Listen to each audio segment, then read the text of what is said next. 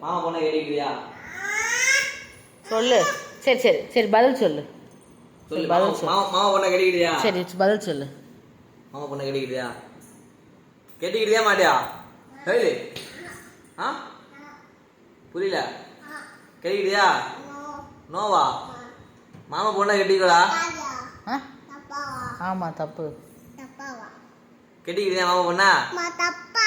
தப்புதாயா சொல்லிடு. தப்பு சொல்லிடு. மாமா பொண்ணை கட்டிக்கிறியா? தப்பா? தப்புலாம் இல்ல.